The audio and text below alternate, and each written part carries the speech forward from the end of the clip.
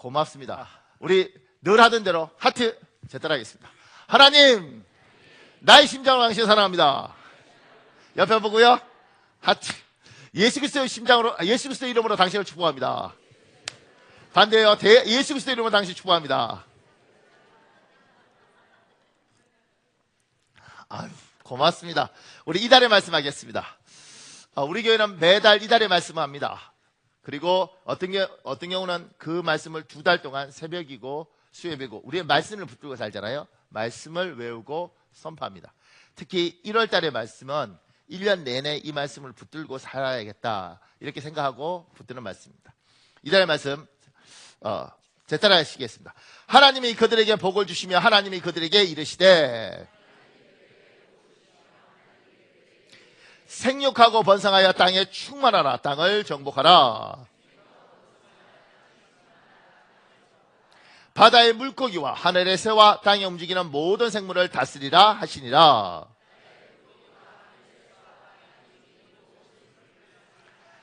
창세기 1장 28절 말씀 우리 선포하겠습니다. 여호와 하나님 우리에게 복을 주옵소서. 우리 가족에게, 우리 교회에게, 우리 민족에게 복을 주옵소서. 생육하고 번성하며 땅에 충만하게 하옵소서. 땅을 정복하고 다스리게 하옵소서. 예수님의 이름으로 기도합니다. 아멘. 반드시 여러분의 선포대로 될 줄 믿습니다. 고맙습니다. 우리 창세기 1장 27절에서 28절은 굉장히 유명합니다. 그 구절에 대해서 제가 밑에 이렇게 간단하게 설명했습니다. 창세기 1장은 천지 창조에 대해 말합니다. 창세기 1장 27절에서 사람의 창조 이야기를 다룹니다. 사람을 창조하시고 하나님이 가장 먼저 하신 일은 그들에게 복을 주신 것입니다. 그 다음에 하나님이 하신 일은 창조된 사람에게 생육하고 번성하여 충만하라, 정복하라, 다스리라고 명령한 것입니다.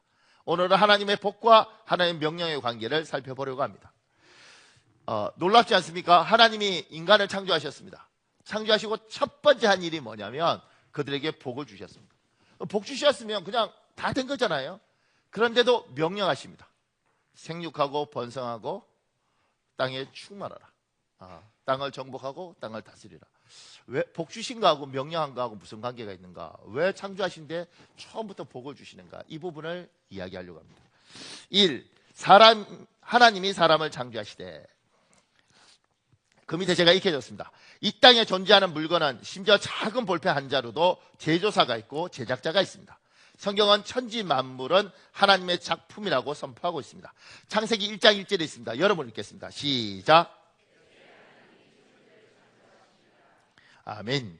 그 밑에요. 성경은 선포하고 있습니다. 설득하고 있지 않습니다. 선포가 마음에 와닿아 믿어지는 사람은 복이 있는 사람입니다. 믿어지지 않는 사람은 복이 없는 사람입니다.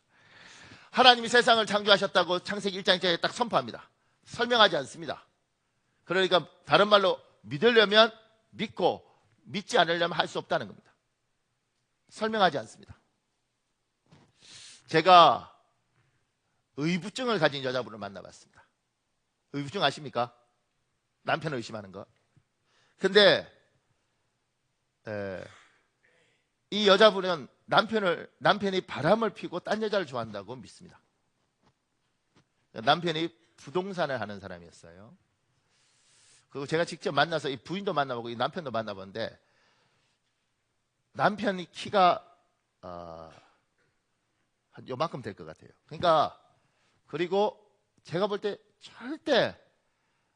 절대 그렇게 이렇게 걱정을 할 만큼 이렇게 그런 게 아닌 것 같아. 제가 볼 때. 그런데 이 여자분이요, 남편을 너무너무 의심하는 거예요. 그래서 나중에 그 부동산 하는 데 가서 앉아 있는 거죠. 근데 부동산이 이렇게 그게 그냥 이렇게 복도방처럼 앉아 있는 게 아니고 무슨 기획하고 뭐 이런 데래요. 그래서 여자분들도 많이 오고 나이 드신 분들도 오고 뭐 이렇게 하더라고요. 그런데 있으니까 이 분이 너무너무 불안해하는 거예요. 제가 남편하고 이야기해 봤는데, 뭐 휴대폰도 다 공개하고 카드 내역도 다 공개한대요. 그런데도 의심이 안 멈추는 거예요. 제가 이야기했죠. 솔직히 염려하지 마라. 내가 보니까 당신 남편 염려 안 해도 된다. 근데 이게 안 통해요. 너무 자기 남편이 잘났대. 미치겠더라고.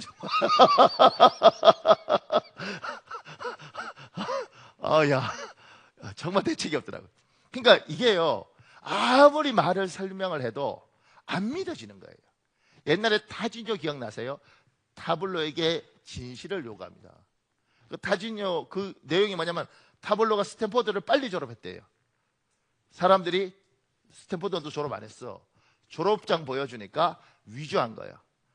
교수가 나와서 얘 우리 학교 학생 맞아. 그러니까 졸업사진 보여주니까 졸업사진 합성한 거라 그러고, 그 다음에 교수가 나와서 얘 우리 학교 졸업한 거 맞아. 그러니까 저거 가짜 교수라 그러고. 제가요 그거 보면서 무슨 생각이냐면, 안 믿겠다고 작정한 사람은 어떻게든 안 믿더라는 거예요. 천지 창조도 하나님 창조하실 때 하나님 이야기하는 거예요. 믿어지면 복인 거죠. 안 믿어지는 건 마음이 아파요. 사랑하는 여러분, 여러분에게 이게 믿어지는 복이 있길 예수님 이름으로 축복합니다. 근데요, 이게 그냥 믿어지는 복뿐만 아니라, 이를테면 저는 대학생 때 예수를 믿었잖아요. 근데 보통 국문과 다니면 그 당시에 다 담배를 펴야 돼요. 왜냐하면 담배 펴서 폐병이 걸려야지 진정한 신이 되거든요. 웃깁니다. 근데 저는 담배를 안 폈어요. 왜? 싫었어. 그냥 술은 마셨는데 담배는 싫었어요. 왜요? 그냥 싫은 거예요. 이게 뭐예요? 이게 복인 거지. 사랑하는 여러분, 여러분의 자녀가 그냥 술이 싫은 거예요. 그냥 담배가 싫어. 그냥 도둑질이 싫어. 도둑질이 좋으면 뭐예요? 도둑놈 되는 거잖아요. 근데 도둑질이 그냥 싫어. 거짓말하는 게 그냥 싫어. 나이트클럽에서 춤추는 게 싫어. 이거 얼마나 큰 복이야. 공부가 좋아. 그냥 책이 있는 게 그냥 좋아. 왜? 너는 왜 책이 좋으니? 그냥 좋아. 사랑하는 여러분, 여러분의 자녀가 이런 복이 있길 예수님으로 축복합니다. 그래요. 이게 복이지. 때려서 공부 가르쳐서는요, 반에서 10등 하면 잘하는 거예요. 요새는 또 한 30명밖에 안 되더구만. 우리 때는 70명이었거든요. 70명이 10등 하려면 잘해야 되는데, 지금 30 몇 명 중에 절반 정도 할 것 같으면 공부로 성공하기가 어렵습니다. 일찌감치 마음을 비우셔야 돼요. 그러면 이 아이가 그냥 학원 가르치고 때려서 반에서 10등 해갖고 미래가 별로 안 보이는 거예요. 근데 어떻게 해요? 그냥 좋아. 책 보는 게 좋아. 안 시켜도 공부하고 싶어. 얼마나 복이에요. 그러니까 하나님이 이 복을 주셔야 되는 거죠. 이런 마음을. 근데 창조도 하나님 살아계신 것 같아? 왜? 믿으시지 않아? 하나님 없으면 세상이 이렇게 있겠어? 진짜? 이게 엄청난 복인 거죠. 그러니까 우리가 자녀들을 설득해서 믿기가 쉽지 않습니다. 어느 날 아이 마음에 하나님이 살아계신 게 느껴져야 되는 거죠. 이 자리에 있는 여러분과 저에게 하나님이 이 복을 주셔서 우리의 자녀들이, 또 우리의 남편이, 우리의 아내가 그냥 하나님이 세상을 만드시고 하나님이 존재한다는 것이 믿어지는 큰 복이 있길 예수님 이름으로 축복합니다. 그 밑에요, 믿고 싶은데 믿어지지 않는 사람들을 위하여 논리적으로 설명하려고 노력하는 이들이 있습니다. 우리는 이들을 기독교 변증가라고 부릅니다. 그들은 인간의 이성이 납득할 수 있도록 신앙을 설명하기 위해 노력합니다. 귀한 사람들입니다. 보세요. 박영득이라는 사람이 쓴 책에 이런 내용이 있습니다. 당신은 어떻게 신이 있다고 믿으십니까? 나는 무신론자입니다 라고 말하는 사람을 가끔 만난다. 그러나 생각해보면 그 무신론자 역시 어떤 믿음을 갖고 있기는 마찬가지다. 그 사람은 신이 없다는 믿음을 가지고 있는 것이다. 실제로 유신론자나 무신론자는 모두 믿음을 가지고 있다. 신이 있다고 믿으면 유신론자가 되고 신이 없다고 믿으면 무신론자가 된다.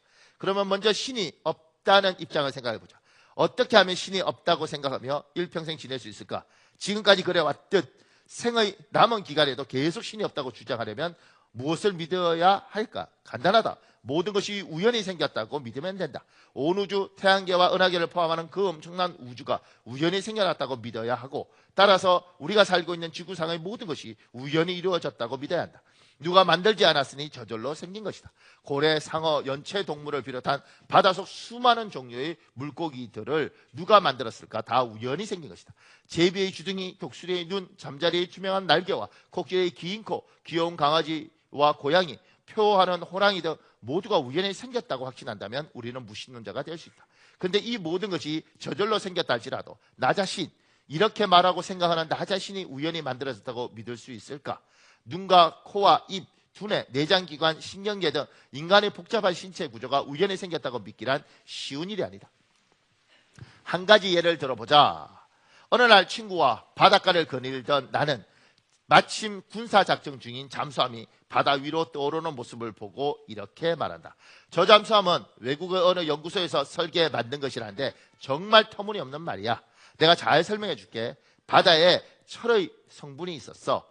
이 원소는 다른 원소보다 무거웠지. 그래서 가라앉기 시작했어. 가라앉다 보니까 철끼리 뭉쳐졌고, 뭉쳐지다 보니까 큰 철판 덩어리가 되었어.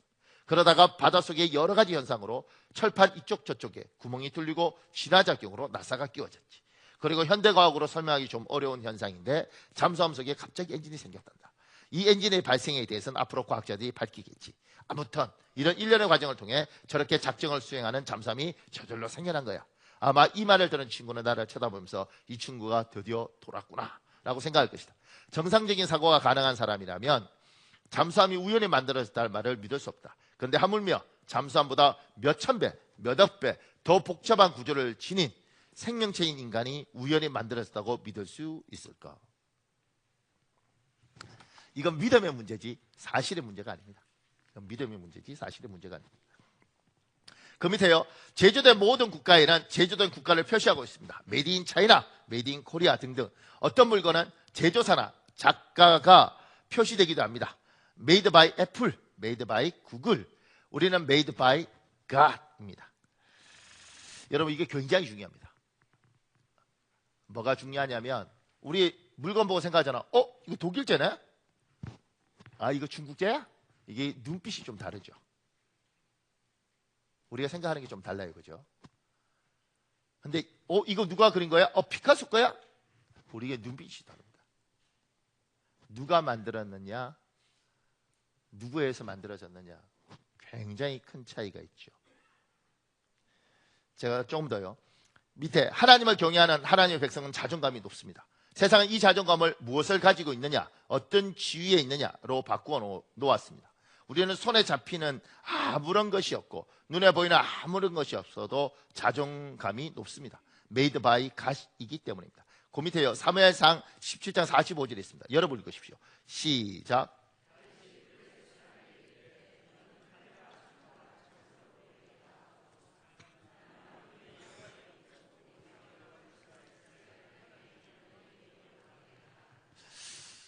제가 이런 경우를 생각해 봤습니다. 어떤 사람이 피카소 작품 보고 이러죠. 야 이게 피카소 작품이야? 어휴 발가락으로 그린 것 같네. 어휴 이게 무슨 그림이야? 근데 그 친구한테 이거 너 줄까? 그러면 할렐루야 이렇게 받지요. 이게 돈이 달라요. 단위가. 우리가 볼 때 우습게 보여도 누가 그렸냐에 따라서 가치가 달라지는 겁니다. 근데 여러분과 나는 하나님을 경외하는 사람들이고 하나님의 작품 아니겠습니까? 우린 자존감이 높아야 되는데 세상이 이걸 뒤집어 놨습니다. 얼마나 높은 지위에 있느냐, 얼마나 좋은 차를 타느냐, 얼마나 큰 집에 사느냐에 의해서 인간의 가치를 평가하도록 되어 있습니다. 어느 학교를 나왔느냐에 따라서 사람을 평가합니다. 그래서 여러분과 내가 하나님을 경외하고 하나님의 작품임에도 불구하고 우리는 비참하게 살 수 있습니다. 세상이 그렇게 만들었습니다. 속으면 안 되는 겁니다. 여러분과 나는 부족하든 연약하든 하나님이 만든 겁니다. Made by God입니다. 그리고 그 부분에 대해서 다윗이 이야기하는 거죠. 너는 칼과 창과 단창으로 나오지만 나는 만군의 하나님 여호와 이름으로 나간다. 이 말이 뭐냐면 너는 좋은 집 이야기하고 좋은 대학 이야기하고 네가 가진 좋은 차 이야기하지. 그것에서 자존감이 찾지. 그러니까 그거 없으면 너는 아무런 가치가 없지. 나는 그것에 대해서 가치를 찾는 것이 아니라 내가 하나님의 거야. 만군의 하나님 여호와가, 만군의 주 여호와가 나를 만드셨어. 차가 없어도, 집이 없어도 나는 하나님의 거야. 하나님이 나를 만드셨어. 이렇게 이야기하는 거죠. 사단이 우리를 조롱할 때 있죠. 야, 너 아무것도 없지. 그 순간 슬퍼지는 경우가 있습니다. 사람은 누구나 눈에 보이는 것에 의해서 흔들리게 돼 있습니다. 그런데 하나님의 사람들은 눈에 보이는 것이 없고 손에 잡히는 것이 없어도 내가 하나님의 거예요. 하나님이 날 만드셨어요. 나 함부로 건드리지 마라. 나 하나님 거다. 네가 날 우습게 봐도 내가 하나님의 작품이야.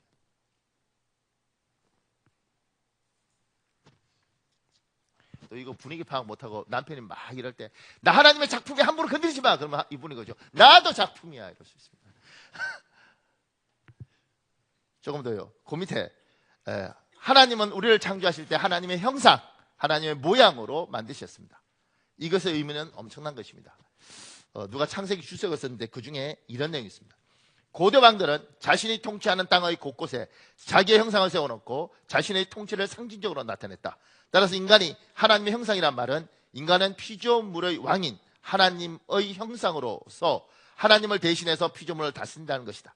이러한 해석은 인간이 자연을 다스릴 책임이 있다는 것으로 28절에 나와 있는 땅을 정복하라 모든 생물을 다스리라는 하나님의 명령과도 일치한다. 이집트에서 오직 왕만을 신의 형상이라고 불렀으며 왕은 신을 대신해서 나라를 다스린다고 보았다. 따라서 본문에서 모든 인간은 신의 형상이라고 한 것은 모든 인간은 왕처럼 존귀하고 존엄하다는 것을 의미한다고 볼 수 있다. 하나님을 볼 수 없지요. 근데 하나님이 자기 형상을 우리를 만드셨어요. 그리고 이 땅에 두셨습니다. 그래서 물고기도 독수리도 사자도 우리를 보면서 뭘 생각하냐면 저게 하나님의 형상이야. 우리가 짐승이라서 하나님을 보지 못하지만 하나님은 저런 존재야. 여러분에게 하나님이 하나님의 존재, 하나님의 형상이라는 게 하나님의 존재로 이 땅에 놓아주신 거죠. 물고기도 코끼리도 사자도 독수리도 우리를 보면서 우리를 통해서 하나님을 보는 거예요. 신의 형상 이야기하잖아요. 우리가 하나님의 형상으로 이 땅에 와서 왕에게 보여지는 그 능력을 보여주는 거죠. 여러분과 내가 키가 작든 눈이 찢어졌든 뭐라고 하든지 간에 잊지 마십시오. 우리는 하나님의 형상이고 하나님이 우리를 통해서 봤지 나는 저런 존재야. 이걸 드러내는 겁니다. 여러분의 눈에 잡히는 것이 없어도 여러분 눈에 보이는 것이 없어도 여러분의 손에 잡히는 것이 없어도 사랑하는 여러분, 여러분은 made by God, 하나님의 것이고 하나님 형상입니다. 그곳에서 여러분의 자존감과 여러분의 자부심을 찾을 수 있는 복이 있길 예수님 이름으로 축복합니다. 이게 믿어져야 됩니다. 그래서 누가 뭐라면 나 하나님 것인데 왜 나한테 이러지? 이런 생각이 드셔야 됩니다. 조금 더요. 그 밑에 우리는 주인을 찾지 못한 물건을 분실물이라고 분류합니다. 우리는 주인을 잃어버린 강아지들을 유기견이라고 부릅니다. 주인이 없는 물건은 주인이 없는 강아지들은 아무리 좋은 곳에 있어도 아무리 좋은 것을 먹어도 불행한 존재입니다. 표현이 좀 그러잖아요. 제가 이 유기견 설명할 때 좀 잘못하면 목사님 우리가 개인가요? 이럴까 봐. 여러분과 나는 주인이 있죠. 주인을 압니다.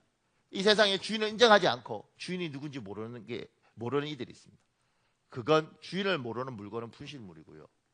주인을 잃어버리고 혼자 떠돌아다니는 개는 유기견입니다. 이 세상에 그런 존재들이 많습니다. 그 사람들은 아무리 많은 걸 가져도 불행합니다. 여기 유인경이라는 기자가 쓴 글이거든요. 그 글 중에 이런 내용이 있습니다. 영원한 퍼스트 레이라고 불리는 1960년대 우한 재키력의 선풍을 일으키게 했던 제킬린 케네디는 미모와 재능을 갖춘 여성이었다. 미국 대통령과 그리스 선박 왕을 남편으로 두었고 말년에는 유태계 다이아몬드 상인과 소울메이트로 지낼 만큼 겉으로는 남자 복이 많은 사람이다. 최근에 그에 대한 소외 등을 밝힌 제클린 케네디의 친필 편지가 공개돼 화제가 됐다. 그녀는 편지에 케네디의 여성 편력에 대해 썼다. 편지에는 그는 사냥하는 것을 좋아하고 이미 자기의 것이 된 것에 대해서는 금세 지루함을 느낀다며 결혼을 한 후에도 자신의 매력을 증명하기 위해 끊임없이 다른 여자에게 추파를 던졌다고 적혀 있다. 그녀는 다른 사람은 내가 빛나는 왕관을 쓴 운명의 남자와 살고 있다고 생각하겠지만 실상은 그저 작고 슬픈 주부에 지나지 않는다며 만약 당신이 나와 같은 삶을 산다면 매우 외로울 것이고 마치 지옥과 같을 것이라고 밝히기도 했다. 미국의 잘생긴 대통령 존 F 케네디 그 부인 제클린 케네디 이야기를 하는 거예요. 이 사람은 이제 나중에 이제 위키디피아 이런 거 찾아보면 이름이 제클린 케네디예요.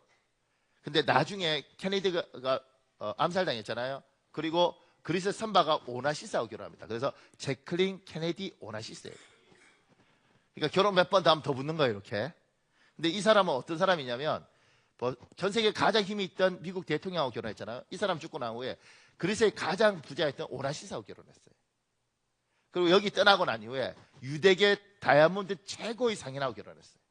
그러니까 최고의 권력과 최고의 돈과 가장 큰 다이아몬드를 가져본 거죠. 근데 그 여자가 하는 말이 뭐냐면 하나님 모르잖아요. 만약 당신이 나와 같은 삶을 산다면 매우 외로울 것이고 마치 지옥과 같을 것이다. 제가 이거 읽어준데 어떤 분은 표정이 뭐냐면 그 지옥이라도 난 그렇게 한번 살아봤으면 좋겠어요. 케네디, 오나시스, 다이아몬드. 이거 다 가져보고 싶죠. 이 사람 다 가져가 봤어요. 그리고 이 사람이 옷을 입으면 그 옷이 유행이 됐어요. 지금도 미국에 이 사람 따라하는 사람도 있더라고요. 그런데 그가 이야기하는 거죠. 만약 당신이 나와 같은 삶을 산다면 매우 외로울 것이고 마치 지옥과 같을 것이다. 하나님 없는 존재, 분실물처럼, 유기물처럼, 유기견처럼 하나님이 없으면 정말 많은 걸 가져도 결국은 외롭습니다. 결국은 슬픈 게 인생입니다. 그 밑에요. 하나님을 만나지 못한 인생은 이 세상에서 끊임없이 방황하는 인생으로 살 수밖에 없는 운명입니다. 제가 밑에 얘기해 줬죠.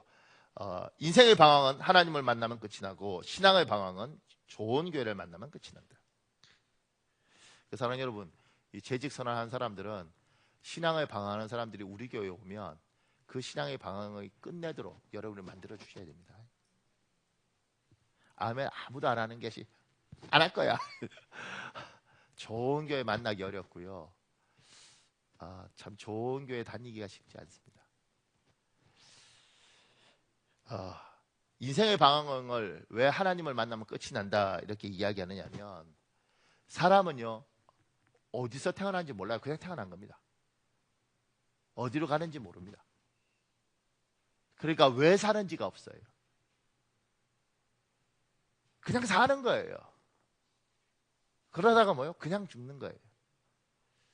제가 유시민이라는 사람이 참 글을 잘 쓰더라고요. 제가 대학생 때부터 그 사람의 항소 이유서 이런 책들을 읽고 제가 이제 그 나온 책들을 웬만하면 사서 다 읽어보려고 그러거든요. 근데 이제 하나님을 모르는 사람이잖아요. 굉장히 똑똑한 사람인데 그러니까 결국 이렇게 말을 하더라고요.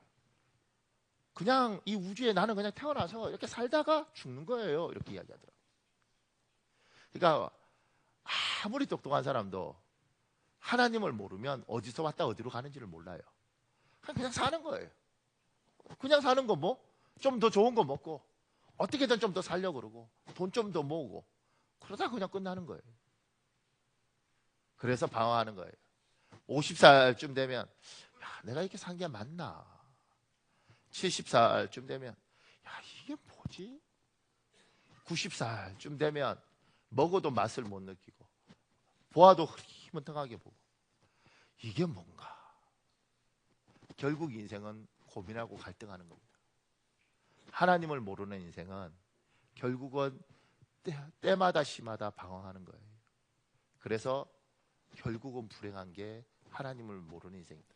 많은 걸 가질 수 있죠. 독하게 살아서 가질 수 있죠. 불행한 겁니다. 그 밑에요. 하나님이 우리의 주인이라고 인정한다면 그분의 명령을 따라야 합니다.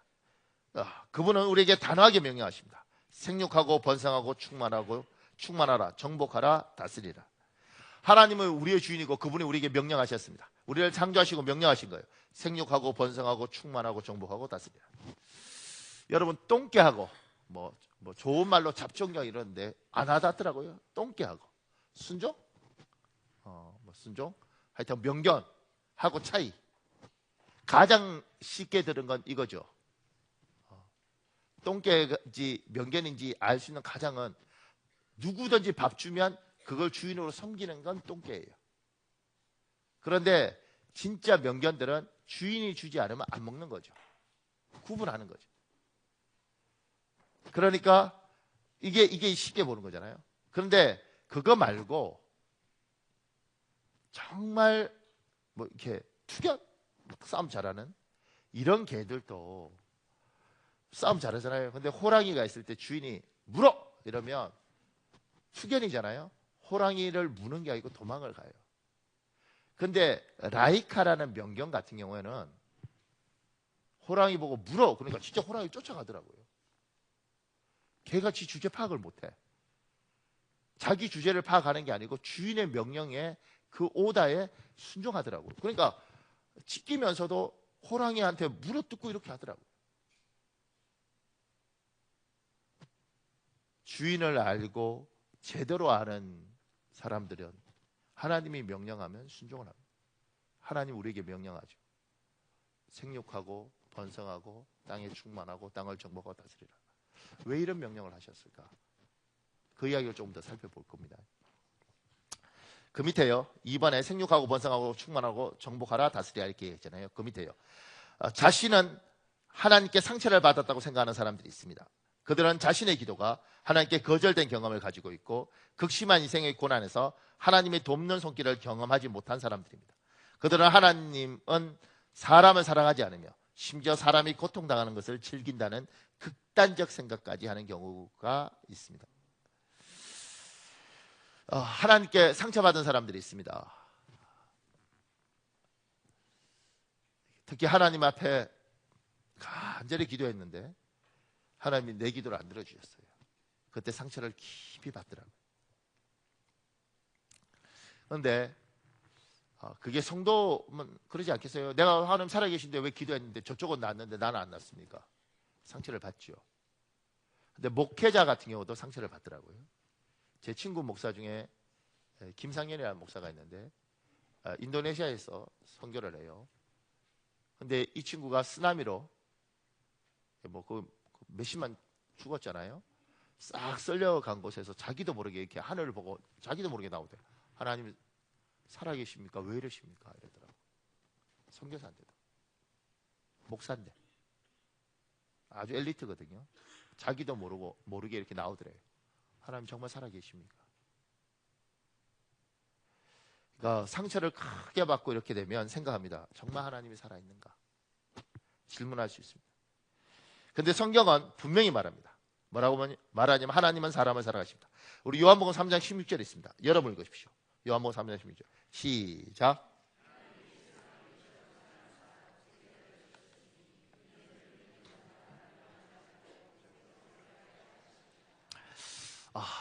하나님은 세상을 이처럼 사랑하사 성경 분명히 말합니다. 세상이 그냥 세상이 아니죠. 이렇게 읽어야죠. 하나님은 박현옥을 이처럼 사랑하사 하나님은 문명란을 이처럼 사랑하사 우리가 하나님 앞에 상처받을 수도 있고 상처받았다고 느낄 수도 있고 하나님 날 거절했다고 생각할 수도 있습니다. 그러던 그건 우리가 생각하는 것이고 성경은 제 감정이 어떻게 느끼든 간에 분명히 말합니다. 하나님은 세상을 이처럼 사랑하셔. 그 밑에요. 하나님은 사람을 사랑하실 뿐만 아니라 사람에게 복 주시기를 원합니다. 사람을 창조하신 후에 사람에게 하신 첫 번째 일이 사람에게 복 주시는 것이었습니다. 창세기 1장 28절에 있습니다. 여러분 읽으십시오. 여러분 시작.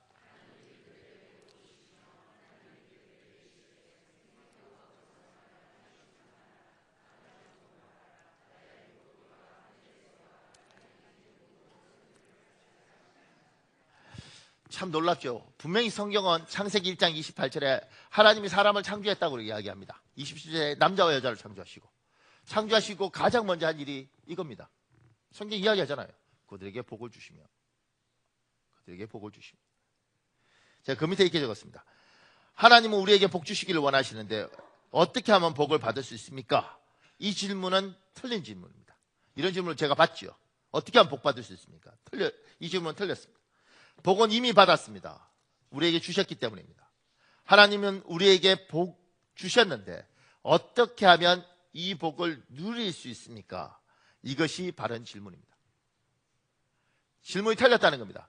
목사님, 어떻게 하면 하나님께 복을 받을 수 있습니까? 이 질문 틀렸다는 거죠. 하나님은 창조하시고 그들에게 복을 주셨습니다. 복은 이미 받은 거예요. 근데 문제는 우리가 복을 누리지 못하고 있는 거죠. 사랑하는 여러분, 우리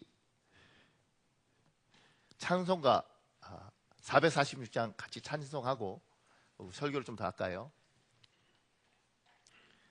요새 찬송가 안 불러서 모르는 분들 참 많은데, 찬송가 446장은 주 음성 외에는, 음성이 아니고 음성.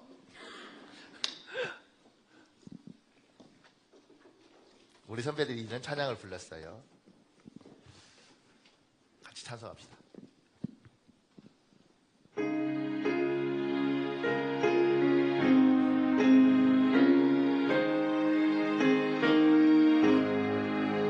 주 음성 외에는 참 기쁨 없도다.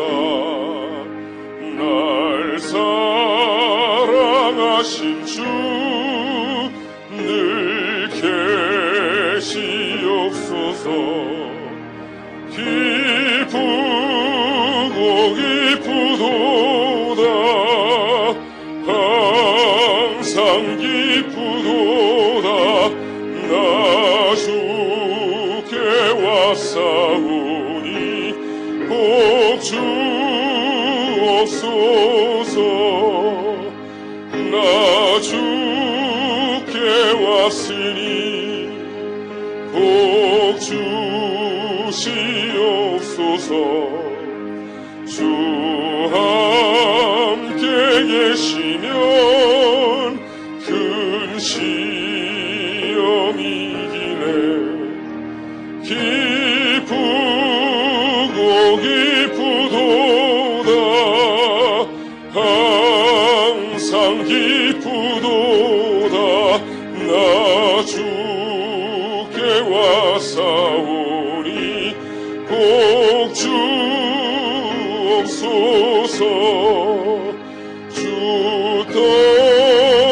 떠나가시면 내 생명 헛되네.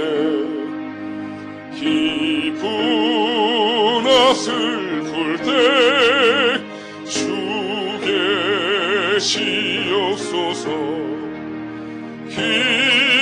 기쁘고 기쁘도다. 항상 기쁘도다. 나 주께 왔사오니 복 주옵소서. 그 귀한 언약을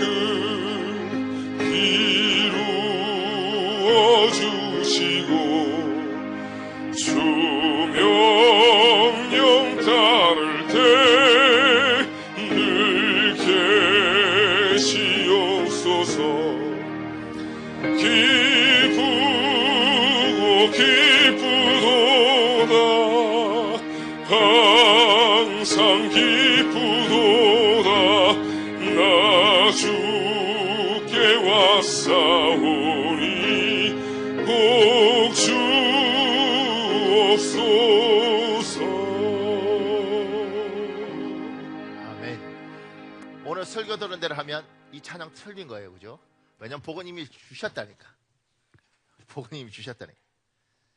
그러니까 지금 이 찬송은 이렇게 생각하셔야 됩니다. 복은 하나님 주셨는데 우리가 누리지 못하고 있는 거죠. 하나님이 약속하셨어요. 내가 너 복 주겠다. 근데 그 복을 우리 눈앞에 실현되지 못하고 우리 눈앞에 펼쳐져 있지 못한 거예요. 그 밑에 제가 적었습니다. 하나님 우리에게 복 주셨는데 어떻게 하면 그 복을 누릴 수 있습니까? 라는 질문에 성경은 창세기 1장 28절에 대답하고 있습니다. 생육하고 번성하고 땅에 충만하라. 땅을 정복하라. 바다의 물고기와 하늘의 새와 땅에 움직이는 모든 생물을 다스리라. 하나님이 우리에게 복을 주셨잖아요. 그러면 그 복은 우리가 쫓아가서 부지런히 해서 그 복이 눈앞에 나타나도록 하는 거예요. 여러분과 제가 가지고 있는 복의 개념은 우리 한국적인 문화에서 복은 이렇게 되는 겁니다. 나는 아무 짓도 안 해요. 그냥 제비가 박씨를 떨어뜨렸어. 내가 제대로 심은 것도 아닌데 지가 알아서 나. 톱질했는데 거기서 이것저것 다 나와. 내가 아무 짓도 안 해도 다 주시는 게 복이라고 우리는 생각해요. 그래서 예수를 믿어도 어떻게 하냐면 가만히 있으면 하나님 알아서 싹 다 해주는 게 복이에요. 그래서 잘못 들으면 이렇게 되는 거죠. 여러분 가만히 계시면 하나님이 다 알아서 해주십니다. 이렇게. 근데 우리 기독교에서 잠언에서 끊임없이 이야기하는 게 뭐예요? 야, 게으르면 안 된다. 부지런해라. 개미에 가서 그 부지런함을 배워라. 게으른 자는 숟가락을 들고 입에 넣지도 않는다. 그런 자는 복을 받을 줄 생각하지 마라. 우리 기독교는 부지런히 살도록 요구를 합니다. 하나님 주신 이 육체를 열심히 쓰도록 요구합니다. 하나님은 복 주셨다고 이야기하고 그 복을 내가 쫓아가서 찾는 거예요. 조금 더요. 그 밑에요. 기독교는 하나님 약속을 믿고 우리가 도전하는 신앙입니다. 울면서라도 봄에 씨앗을 뿌리면 반드시 하늘에서 때에 맞게 비가 내려서 가을에 추수하게 하신다는 것을 믿고 도전하는 것이 우리의 신앙입니다. 시편 126편 6절에 있습니다. 여러분 읽으십시오. 시작.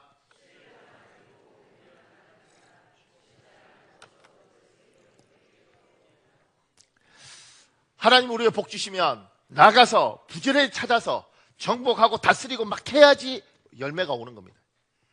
씨를 안 뿌리면 나는 게 없는 거예요. 하나님 요구하는 거죠. 봄에 씨 뿌려라. 봄에 씨 뿌려라. 안 뿌리면 얻을 수 없다. 뿌려라. 그러면 가을이 되고 그리고 오국백과가 익을 때 반드시 내가 비와 태양을 때마다 뿌려서 반드시 열매 맺게 하겠다. 반드시 곡식단을 거두도록 하겠다. 이게 하나님의 뜻이에요. 올해도 3월이나 4월이 되면 벼 뿌리겠죠. 벼 씨앗 논에 뭐 벼가리하고 뭐 농가리하고 이런 게 하겠죠. 그리고 보십시오.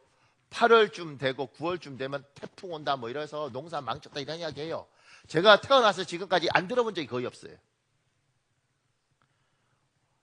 항상 뭐 흉작이니 태풍이 와서 망치셨다니 벼가 다 누웠다니 올해는 태양이 부족하다니 뭐 여러 가지 이야기들 해요. 하나님이 우리에게 약속하시는 건 뭐냐면 뿌려라 얘야. 네가 할 일들은 뿌리는 것이고 밭가는 일이고 나는 때에 맞춰 비주고 때에 맞춰 내가 햇볕 비춰주겠다. 너는 너의 일을 하고 나는 나의 일을 하면 네가 풍성하게 얻을 것이다. 내가 약속했잖냐. 열매 맺게 하겠다고. 그러면 내가 때마다 비주겠다는 거예요. 네가 아무리 뿌려도 가물면 농사 망치는 것이고 네가 아무리 노력해도 태양이 없으면 농사 망치는 건데 내가 주겠다는 거예요. 약속한다. 그러니까 너는 네가 할 일을 해라. 너의 할 일들을 하면 내가 내 할 일들을 할 테니까 네가 거둘 게 풍성하다 이렇게 이야기하는 거예요. 하나님이 우리에게 약속하시고 그 약속에서 책임지겠다고 이야기를 하시는 겁니다. 하나님의 사람에게 복을 안 주셨는가? 많은 사람들은 하나님이 우리에게 주신 복을 누리지 못하는 거예요. 하나님이 아내를 얻은 자는 여호와께 복을 받았대요. 근데 같이 이야기해 보면 많은 사람들이 이런 이야기를 하죠. 결혼. 하나님이 안 주시면 몰라도 주셨잖아요. 그러면 이건 뭐요? 잘 관리하면 누리는 거예요. 잘 관리 못해서 망가뜨리는 거지. 하나님이 일을 하셨어요. 안 주시는 것, 안 주시면 어떡하겠어요? 주신 건 하나님 일이고, 이건 내 일인 거예요. 제가요, 부부싸움 평생 한 번도 안 하는 부부도 봤고, 부부싸움 평생 딱 한 번 한 부부도 봤어요. 딱 한 번 한 부부는 성이 전신대 남자가 전집사예요. 여자는 교회에서 반주하고. 제가 이제 그 부부 보면서 결혼해서 둘이 부부싸움을 팍 했다는 거예요. 근데 부부싸움을 할 때 박 터지게 싸운다 그러더라고. 이 박이 뭔지 처음에 궁금했어요. 이 박이 이거더군요. 이거 어떻게 터지게 싸우지? 푹 했다는 거예요. 그리고 이 남자 집사도 지혜롭고 이 여자 집사도 지혜롭거든요. 이 사람들이 부부싸움 딱 하고 알았다는 거예요. 야, 우리 같이 못 살겠다. 그럼 요새 젊은 애들 어떻게 해요? 갈라서! 이러잖아. 근데 이 이 사람들은 옛날 사람이죠. 지금 60이 넘었으니까. 이 부분은 퍽 하고 무슨 생각을 했냐면, 이거 어떡하지? 그러면서 하나님이 주신 복을 지키기 위해서 서로 피할 길을 찾은 거죠. 그래서 배워왔어요. 한 방에. 이거 건드리면, 이 말 하면 여기는 이렇게 해서 그 다음부터 그 부분은 아들 셋 놓고 사는데, 그 부분은 딱 한 번 다투고 난 후에 피하는 법을 배우고 지혜를 배워서 이 복을 잘 관리했어요. 하나님 복을 안 주신 게 아니라니까요. 이 복은 하나님이 주시는 것이고, 이거 내가 해야 되는 거예요. 생육하고 번성하고 당연히 충만하고 관리는 내가 해야 되는 거 아니겠어요? 하나님이 우리에게 요구하는 겁니다. 나는 내 일을 할 테니까 너는 너의 일을 해라. 부지런히 너의 일을 해라. 그러면 내가 너에게 풍성을 주겠다. 난 너의 이미 복을 줬다. 그러면 네 이 복이 너희 눈앞에 나타나도록 너는 너의 일을 해라. 이렇게 이야기를 하는 거예요. 자, 그 밑에요. 하나님의 약속이 확실하고 분명하게 우리에게 있어도 이 땅은 고난이 있고 어려움이 있는 곳입니다. 심지어 하나님의 약속이 있음에도 불구하고 승승장구하는 것이 아니라 실패를 경험할 수도 있습니다. 잠언 24장 16절이 있습니다. 잠언 24장 16절 여러분 읽으십시오.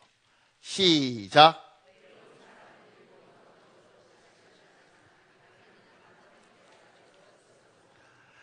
하나님의 사람들이 착하게 하나님 약속하셨으니까 탄탄대로 승승장구 그냥 쭉쭉 뻗어서 아무런 장애물도 없이 살 줄 알아요.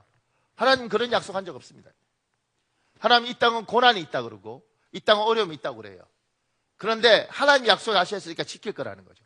그럼 너희 일을 하라는 거예요. 실패했을 때 어떻게 하냐면 의로운 사람, 잠언에서 말하는 의로운 사람, 하나님을 경외하는 사람들입니다. 하나님을 경외하는 사람은 7번 넘어져도 다시 일어난다는 거예요.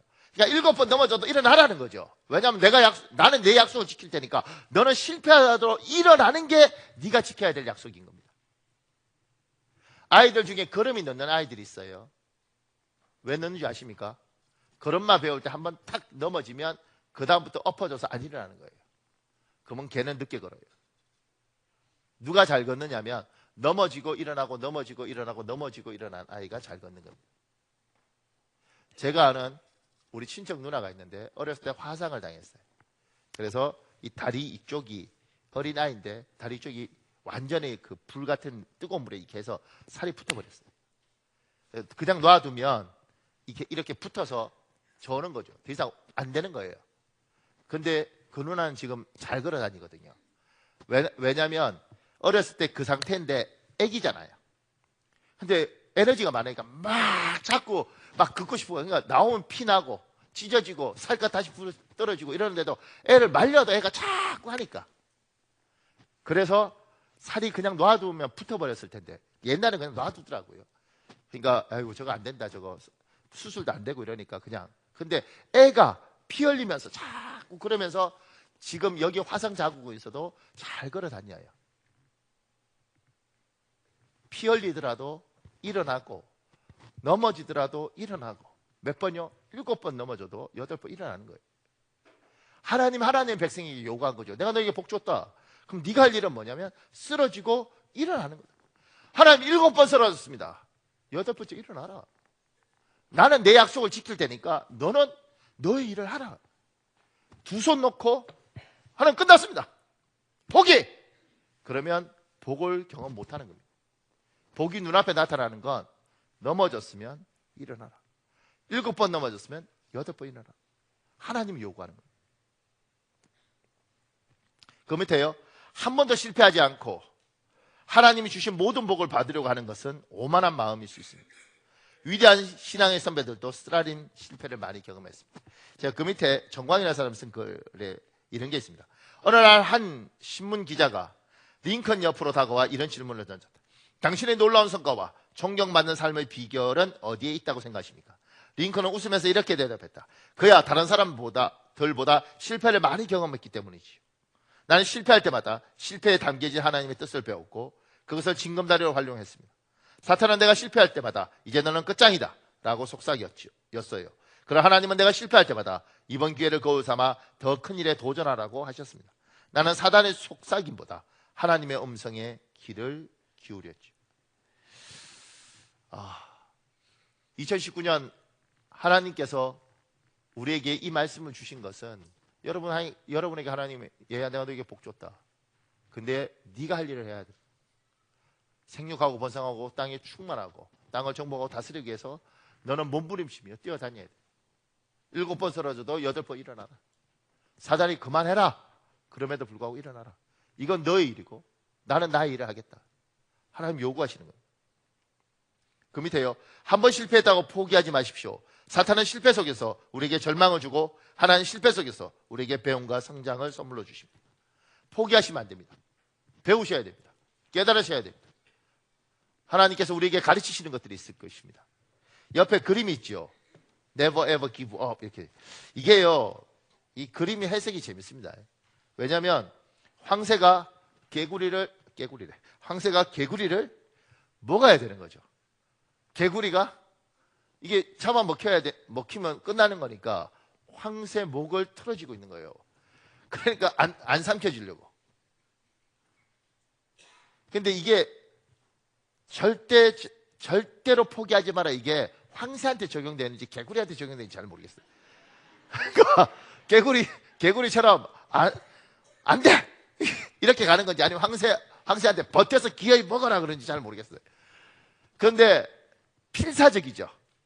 황새도 절절하고 개구리도 절절합니다. 2003년도 동아일보에 이게 나와 있는 건데 아마 제가 보니까 미국의 한인 신문들 뭐에 가져온 것 같아요. 그런데 하나님의 사람들에게 하나님께서 요구하는 거죠.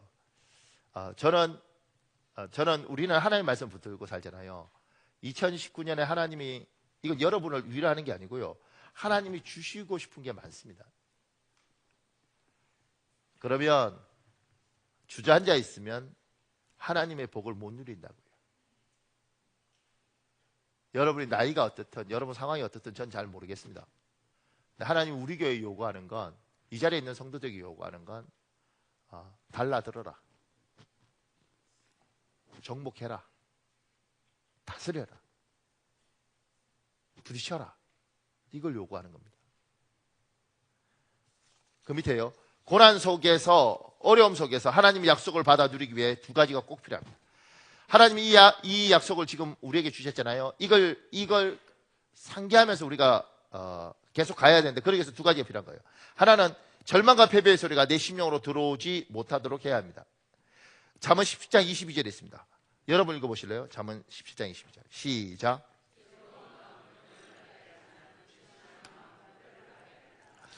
사단은 절망과 패배의 소리를 자꾸 주고 그 속에서 우리는 근심하고 뼈가 말라갑니다. 여러분이 이렇게 예배하고 나면 또는 기도하고 나면 하나님의 말씀을 듣고 우리는 잡종견이 아니잖아요. 하나님의 말씀대로 그래 힘들어도 내가 달라들어 봐야지. 내가 생육해야지. 내가 번성해야지. 내가 땅을 정복해야지. 땅을 다스려야지. 그런 마음들이 오죠. 그리고 나가서 부딪히는 순간 세상이 만만찮아요. 하나님 믿음이 자꾸 약해지는데요. 그때 하나님이 우리를 이렇게 왜 모아두셨냐면 신앙의 선배들이 믿음의 어른들이 도와줘야 됩니다. 집사님 많이 힘들지. 근데 힘을 내야 돼. 집사님 힘내. 용기를 내. 될 수 있어. 할 수 있을 거야. 이렇게 말을 해줘야 되는 겁니다. 집사님 기도하잖아. 그러면 하나님 하실 거야. 집사님 나도 기도해 줄게. 힘을 내. 이게 신앙의 선배들이 해야 되는 겁니다. 신앙의 선배 중에 가장 나쁜 케이스가 뭐냐면 집사님 고생 많지. 나도 고생 많이 했다. 안 되는 건 안 돼. 이렇게 하는 거예요. 하나님의 사람들은 복이 있으려면 사람을 도와야 됩니다. 근데 제가 립서비스하고 축복하고 다른 걸 이번에 제가 경험했어요. 뭘 경험했냐면 제가 이제 저희 노예 목사님들을 이렇게 만났는데 목사들도 연말에 송년회 같은 거 하거든요. 보였는데 한 목사님이 전체 목사님들 저 소개하면서 요새 뜨고 있는 박현홍 목사 이러는데 민망하기도 하고 기분도 아주 안 좋더라고. 사람을 높여주면 기분이 좋아야 되는데 기분이 싫고 이게 이런 생각이 들더라고요. 그런데 그분 말고 다른 제가 이제 목회에 대해서 여쭤보기도 하고 이런 분인데 그분하고 제하고 하여튼 국민일보 기자하고 이렇게 만났어요. 이렇게. 그래서 이제 식사하는데 이분이 그러더라고. 우리 박현웅 목사 똑똑하고 잘생겼지 이러더라고. 그런데 잠깐 왜 웃어? 왜 웃어? 근데 인물도 얼마나 좋은지 몰라. 내가요 그건 아니잖아, 그지? 그런데 조금 전에 뜨고 있는 박목사 이랬는데 이건 기분 나쁜데 이건요 그냥 믿어지더라고. 아멘. 근데 이게 차이가 뭘까 생각해봤어요. 차이가 왜 이 사람도 날 높여주고 이 사람도 높여줬는데 이 사람은 사실 틀린 말을 한 게 아닌데도 불구하고 기분이 나쁘고, 이 사람은 내가 생각할 때 굉장히 무리한 말인데도 불구하고, 무리수 뜨는 말인데도 불구하고 왜 받아들여질까? 이분은요 저를 별로 사랑하지 않습니다. 별로 사랑하지 않고 그냥 뭐 하여튼간 이렇게 높여주고 이렇게 해서 뭐 도움 받아야 되니까 이렇게 하셨어요. 그러니까 진정성이 없죠. 이게 립 서비스라는 걸 내가 한 거예요. 근데 지금 이렇게 말한 분은 김봉태 목사라는 분인데 이제 은퇴하셨어요. 근데 이분은 제가 이렇게 보니까 저를 아끼더라고요. 이렇게 아끼고 사랑하니까 거기서 나오는 말은 굉장히 황당한 말 같아도 아멘으로 받아주죠. 왜냐하면 제가 아들 셋이거든요. 우리 아들들이 잘생겼어요. 왜? 내 눈에. 그러니까 믿어지더라고. 여러분들이 교회 어른으로서 성도들을 도와야 되는데 도울 때 집사님 돼, 힘내, 집사 할 수 있어, 내가 기도해 줄게, 반드시 돼, 이렇게 말하는 것은 사랑이 있을 때 가능한 거예요. 부부 사이도 칭찬할 때 이게 립서비스인지 진짜인지 아는 거잖아요. 여보 당신 반드시 하나님 축복하실 거야, 힘을 내, 할 수 있어 여보, 이렇게 말하는 건 사랑이 있을 때 가능하다. 아들 하나님 너 도우실 거다, 딸 하나님 너 축복하실 거다, 아빠가 기도하지 않냐, 엄마가 기도하지 않냐, 너 잘 될 거다. 이게 믿어지는 건 이거에 있는 거예요. 하나님께서 우리에게 이 땅을 정복하라고 이야기하시고 내가 너 복 주셨으니까 한번 이 땅하고 부딪혀봐라 2019년 이렇게 이야기할 때 세상이 만만하냐고요. 얼마나 독한 인간들이 많은데 거기서 지치고 이럴 때 옆에서 집사님 내가 집사님 위해서 기도합니다, 힘내십시오, 사랑이 있으면 아멘으로 받아지고 할렐루야 받아지는 거죠. 또 하나는 밑에 제가 이렇게 했습니다. 절망과 패배의 소리를 이길 수 있는 최고의 능력은 성령 충만입니다. 우리 사도행전 4장 8절에 있습니다. 여러분 읽읍시오. 시작. 사도행전 7장 55절도 있습니다. 시작.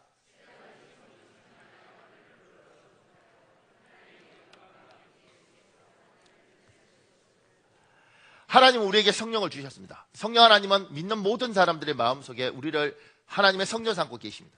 이 성령이 충만할 수도 있고 이 성령이 소멸할 수도 있습니다. 근데 이 성령 충만함은 지금 이렇게 예배하고 찬송하고 말씀 듣고 이 가운데도 있지만 가장 중요한 건 하나님을 사랑하는 겁니다. 하나님을 사랑하면 내 안에서 성령께서 내 가슴을 두드리면서 이야기합니다. 박현호 목사 힘을 내라. 하나님 참 힘이 된대요. 아들 힘을 내라, 내가 널 도와줄게. 사람이 이야기하는, 믿음의 선배들이 이야기하는 것도 있지만 내 안에 계신 성령께서 나에게 힘을 주시는 게 있습니다. 그 힘으로 사는 거죠. 하나님 앞에 참 감사한 건 제가 아침에 이렇게 일어나잖아요. 새벽 기도하러 위해서 딱 일어나면 습관이 되어버린 것 같아요. 하나님 사랑합니다. 이렇게 아침에 일어나서 가장 먼저 하는 말들이 그런 것 같아요. 하나님 사랑합니다. 교회로 새벽 기도하러 걸어오면서 하나님 저 하나님 좋습니다. 저 하나님 많이 사랑합니다. 그게 몸에 완전히 배어 있더라고요. 그리고 하나님 고마워요.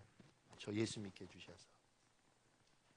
하나님을 사랑하는 것, 그 하나님을 사랑할 때 하나님의 영이 충만해집니다.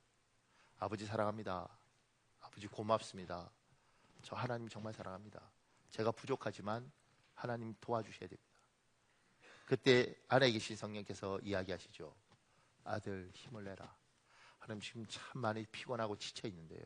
얘야 내가 하나님 아니냐. 힘을 내라. 사랑하는 여러분, 이 시간에 우리 한 7, 8분 기도할 텐데요. 2019년 하나님 우리에게 주셨습니다. 하나님은 인간을 만드시고 복을 주셨고 그 복을 누리느냐 마느냐는 여러분이 얼마나 하나님의 명령을 따라 생육하고 번성하고 땅에 충만할지, 땅을 향하여 정복하고 도전할지, 그건 여러분이 결정하는 겁니다. 사랑하는 여러분, 이 시간에 하나님, 내가 하나님 말씀에 순종해서 힘들어도 용기를 내어 도전해 보겠습니다. 하나님 나에게 능력을 주시고 셈을 주시고 실패하고 때로는 상처를 받더라도 다시 일어날 수 있는 힘을 주시옵소서. 하나님 나에게 내가 힘들 때마다 아버지를 사랑한다고 그러면 성령 충만함을 주시고 내 주위에서 나에게 기도하고 용기를 주는 믿음의 선배들이 있게 해주십시오. 믿음의 동력자들이 있게 해주십시오. 저는 주여 한번 간절히 붙잡고 우리 한 7, 8분 기도하겠습니다. 주여 아버지